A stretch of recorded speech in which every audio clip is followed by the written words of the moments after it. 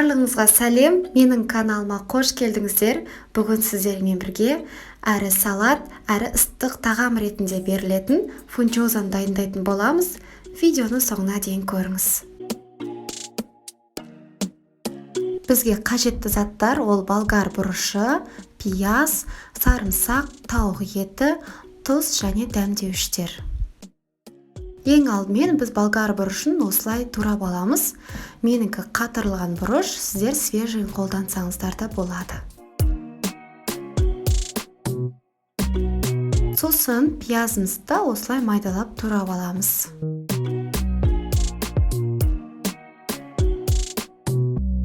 Мен бұл тағамға тауықтың төс етін қолдандым.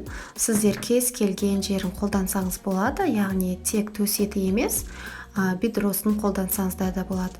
Видеода көрсетілгендей соломкамен жұқалап турап шығамыз.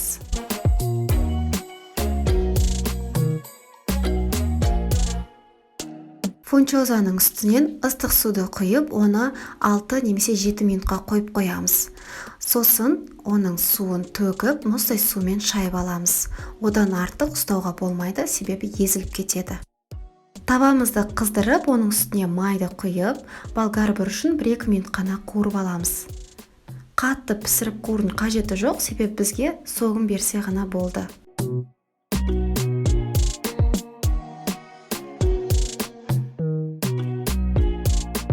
Сосын оны бөлек тарелкеге салып аламыз.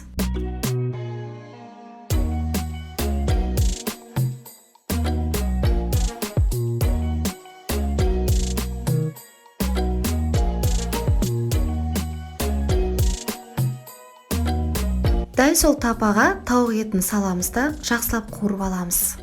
Болгар бұрышының түсі тауық етіне өтіп, әдемі болып қуырылады, яғни толығымен корочка болу қажет.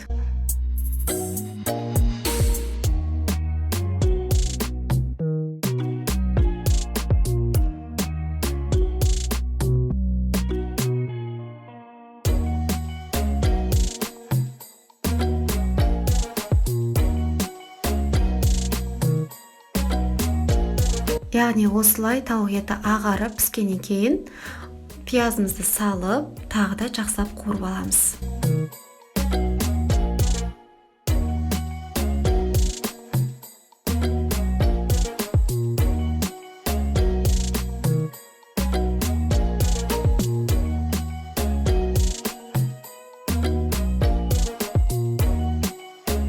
Бір минуттан кейін өзіміздің жақсы көретін дәмдеуішімізді және тұзымызды саламыз.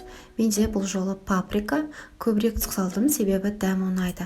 Ал сіздерге тым ащы болмас үшін аздау қоссаңыздар да болады. Жақсылап тағы да 1-2 минут қуырып аламыз. Сосын соя тұздығын қосамыз.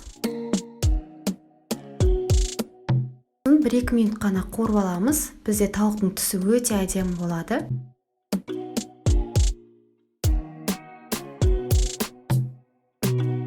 Және де үстіне осылай сарымсақты кішкене ғана үкіштен өткізіп салсақ болады.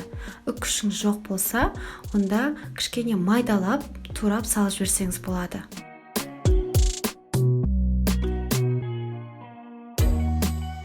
Тағы да 1-2 минут қуырып аламыз.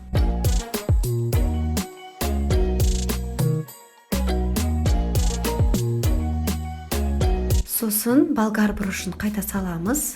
Дайын болған фунчозамызды салып, астын өте төмен қылып газымызды осылай жақсылап араластырып аламыз. Фунчозамыздың да түсі қоңыр түске еніп, барлық дәмдері бір-біріне араласып өтуі қажет.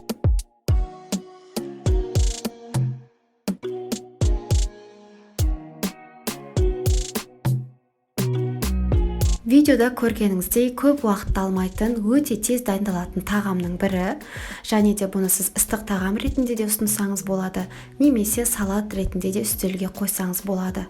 Барлығына ұнайтыны сөзсіз, себебі өте дәмді болып шығады, және де өз қалауыңызша тағы да ас көкті салып, жақсылап араластырып алсаңыз болады. Дастарханға ұсынарда осылай бетіне кунжут сепсеңіз, бұл тағам тағы да ерекшелене түседі. Міндетті түрде дайындап көріңіздер. Өте оңай әрі дәмді тағам. Және де менің видео рецептім ұнаған болса, міндетті түрде лайк басып, тіркеліп қойды ұмытпаңыздар. Жаңадан шығатын видео рецепттерімді бірінші болып көру үшін колокольчикке басыңыздар.